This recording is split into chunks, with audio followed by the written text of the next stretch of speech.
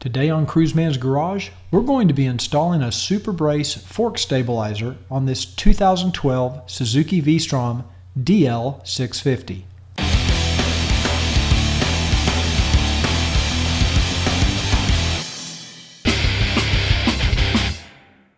The SuperBrace fork stabilizer is made in the USA from billet aluminum, and it's anodized black to match the front forks of your Suzuki V-Strom. Now today we're installing on a DL650, but installation on a DL1000 is virtually the same.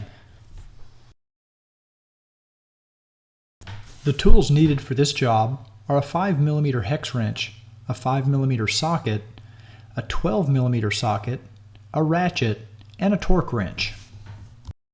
Before we start, make sure you have the correct SuperBrace for your year and make and model of motorcycle. Your bike should be upright with the wheel facing perfectly forward. Now you can use a center stand if you have one. If not, you can place a piece of wood underneath the kickstand. Using a 12mm socket, loosen the axle pinch bolt on the left front fork, but don't remove the bolt. Go ahead and disassemble the SuperBrace by removing the four 5mm hex bolts. Once the bolts are removed, you can separate the two halves of the SuperBrace. On a DL650, there's just enough room between the front fork and the fender to install the SuperBrace without moving the fender out of the way. However, I'm going to show you how to move the front fender just in case you decide you want to, so you have a little more room to work with. We need to remove the front fender bolt so we can slide the fender forward. Notice the two 5mm hex bolts on each side of the front fender. Go ahead and remove these now. With the 4 bolts removed, you can now carefully slide the fender forward just about an inch or two. Now you're ready to position the SuperBrace on the front fork tubes.